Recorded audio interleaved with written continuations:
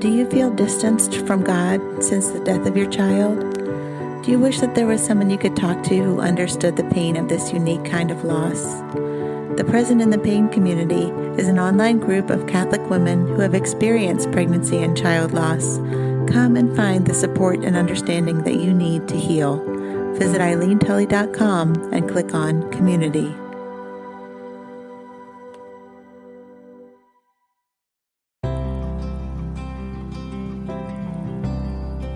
Welcome to the Present in the Pain podcast, a weekly show that looks at the experience of pregnancy and child loss through the lens of the Catholic faith.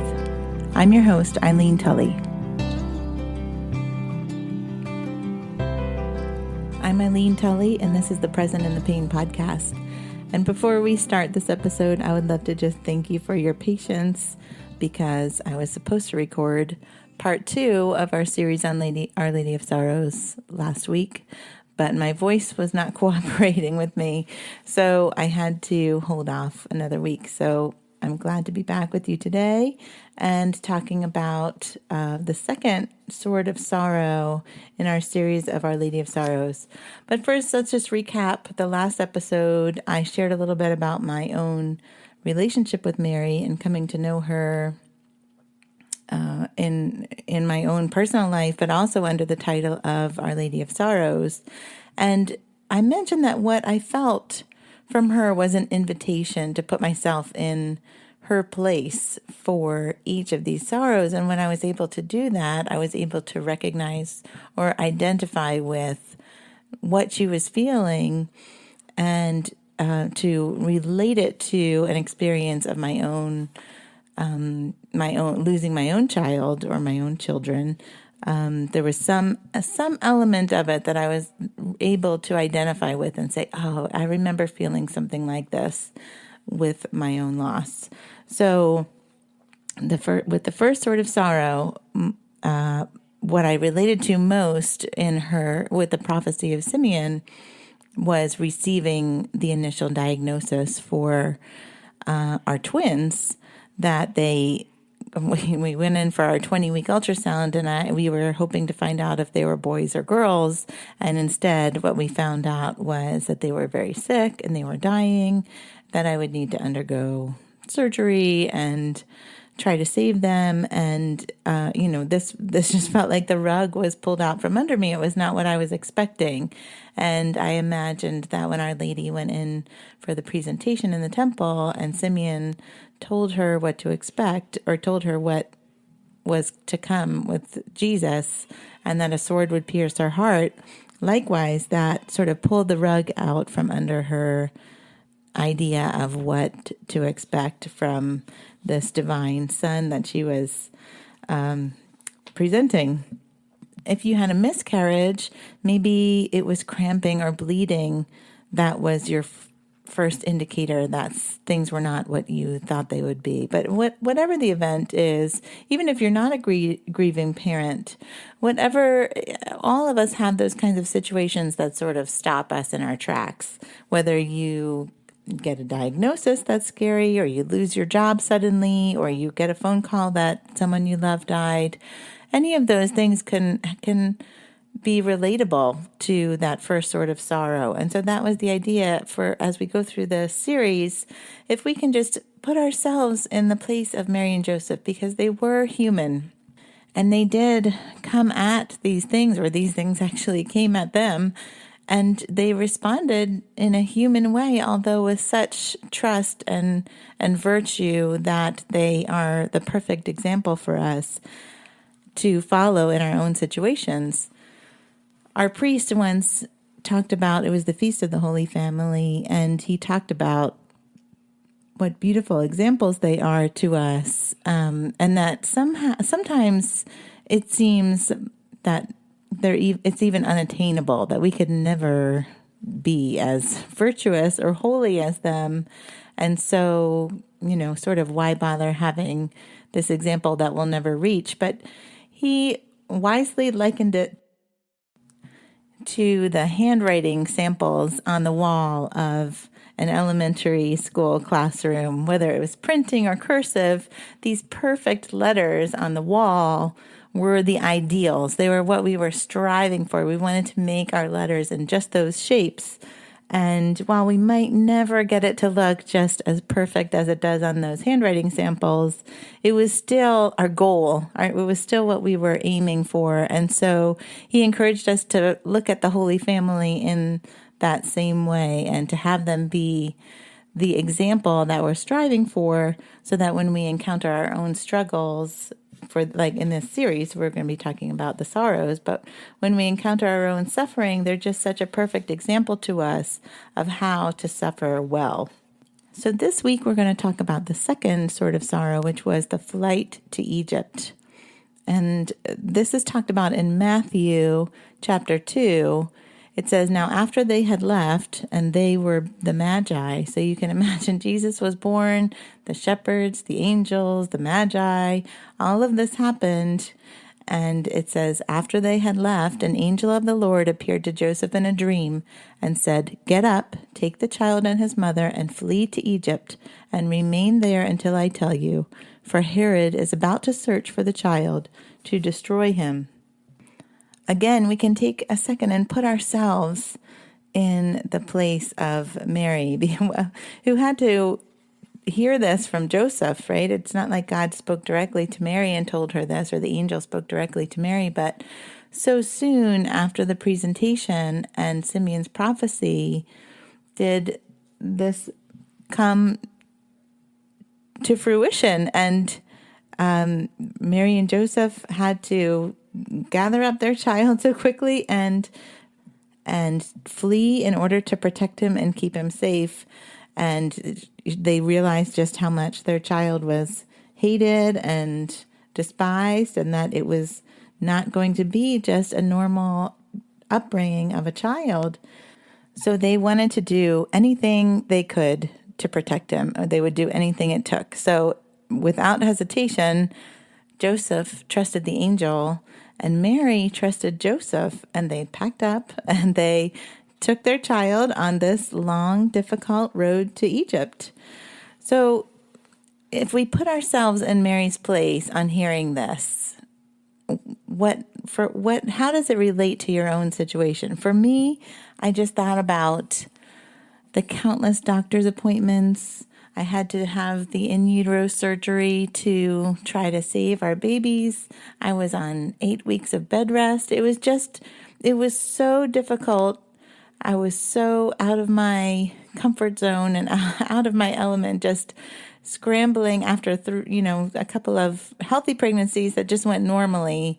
This was so unknown to me. It was just really the wilderness of the desert, trying to take one step at a time and figure out what we could do to save our babies. But really, we did whatever it took. And I felt like Mary was encouraging me that likewise, they didn't hesitate to endure the hardships that they had to, because it was whatever it takes to keep Jesus safe, we will do. But ultimately, in our situation, as well as in the Holy Family situation, while I could do my part to follow the doctor's instructions, stay on bed rest, have the surgery, whatever they felt was the next step or was the appropriate thing to do, because I didn't have the information, they did, so I had to trust what they said. Whatever they told me to do, I did, but ultimately, outside of that, the situation was not in my control. While I could do my own part to contribute, I still had to trust God for the rest and really just sort of take one day at a time, one step at a time, and try to keep our baby safe for as long as I could. And likewise, the Holy Family would have had to do this same thing. And it makes me think about the Israelites who were wandering the desert so many years earlier. And, just as God provided for them, he provided the manna, he provided the quail, there was water from the rock, there was the cloud of smoke during the day and the pillar of fire at night, so that he made his presence known to them in a very tangible way. they still responded to his provision with grumbling and asking themselves. In Exodus 17, it says that they said, "Is the Lord in our midst or not?" When things were difficult, when it was hard, even though he did have those provisions, they sort of got tired of the manna, and they're like, you just brought us out here to kill us. Why are you doing this to us?" They really challenged his provision for them and questioned his provision for them. And that can be a temptation for us also when we are in this sort of wilderness experience where we're just sort of saying, all I can do is put one foot in front of the other. I don't see where this is going. I don't see what your plan is here. I don't see what's going to happen at the end.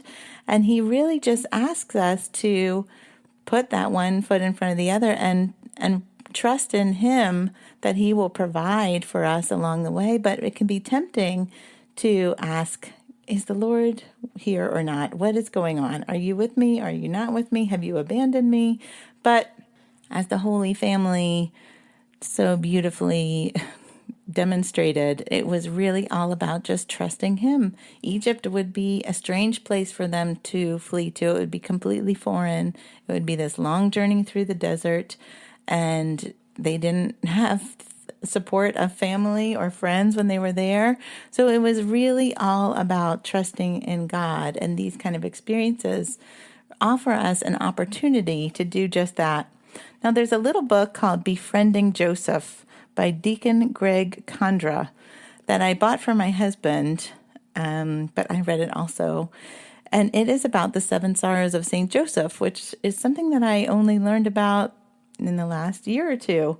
But Joseph's 7 sorrows include this flight to Egypt. And in writing about the flight to Egypt, I just wanted to read a little bit from this book. I'll put a link to it in the comments below because it's such a good resource, and it's something my husband would tell you that the biggest thing that he felt in the whole process of our loss was helplessness. He likes to just, if there's a problem, let me help to fix it. And this was just completely out of his hands as it was out of mine. But he just felt so helpless that it was very discouraging and very difficult to just completely surrender, really, to whatever God wanted in the situation. And I think that is true of many husbands. And if your husband is someone who you've probably found there's not a lot of resources for grieving fathers, but this book, Befriending St. Joseph, it's not specifically written for grieving fathers, but I think that the takeaways from it are similar. They're applicable because that same feeling of helplessness, but the virtue that accompanied it for St. Joseph is shared in each one of the sorrows. So I just wanted to share, Deacon Greg Condra writes in this book under the section on the flight to Egypt. He says, "Today, while so many seek sanctuary from war, violence, drought, or political upheaval, we can remember that the designation refugee applies to all of us. We are people in flight." It just makes me think of St. Teresa. I'm interjecting here, that where she says, "The world's your ship and not your home." Back to the quote. We seek refuge from sorrow, from loneliness and fear. We seek shelter in an unforgiving world. We want protection from prejudice, injustice, and violence. One of the beautiful messages of the flight to Egypt is that the Holy Family, walking on that long journey, still walks with all of us. They accompany anyone who seeks security, safety, dignity, protection, whether it's physical, emotional, or spiritual. And their great strength, Joseph's guiding force, was trust in God. Remembering this audacious and daring trip, we pray to Jesus, Mary, and Joseph and ask for the courage to trust in God as we make our own journey through life as physical or spiritual refugees seeking shelter and security in God's loving arms. I thought that was such a beautiful quote because that's really what they had to do. And so the example that Mary gives us in trusting not only God, but trusting Joseph. Joseph had the dream, and then I don't know about you, but sometimes my dreams seem pretty real and they're pretty far-fetched or crazy. And so he really had to trust, no, this was an angel, and I know that this is what we're supposed to do. And then Mary had to trust him and also trust that God would provide for them along the way. But the two things that she did the best here were that she put her love of Christ above everything else. And so even in the midst of our difficulties, we really can do what St. James tells us, which is to consider it all joy when we face trials and temptations, because God's ways are not our ways. So if we are dying to ourselves and living for Christ, and we are willing to put love of him and trust in him above everything else, we're not going to be seeking a life of ease and comfort, but we can persevere, and the trials and the testing will strengthen our faith. And so that's why we are supposed to consider it all joy, not ease and happiness, but joy that is more long-lasting and trusting. Joy requires trust that God has a plan, that he's working even these difficult situations together for our good.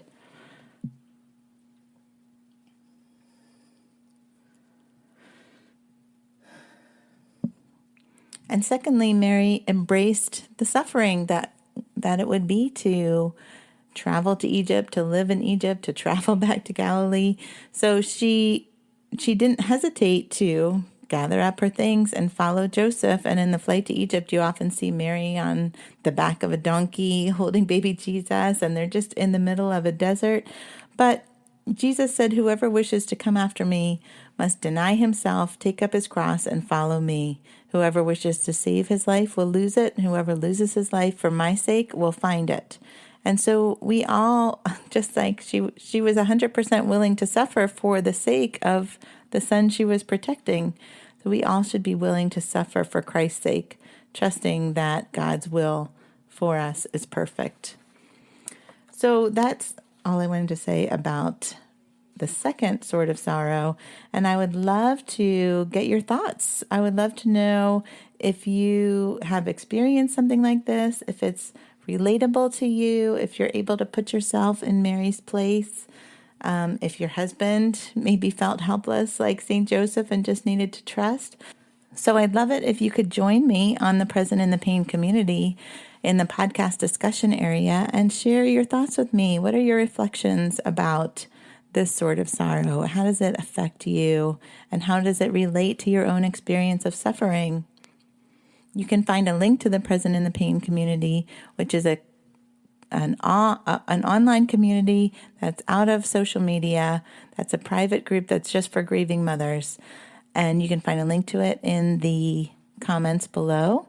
You can also find there my video retreats for grieving mothers, and that is a separate community within the community that's private. And you can go through several in-depth video lessons with tools for healing from the pain of child loss, practical tools. There's creative activities. There's a Spotify playlist to help you called Holy Grieving. There are so many resources there. There's even a copy of my prayer book, Praying with Our Lady of Sorrows.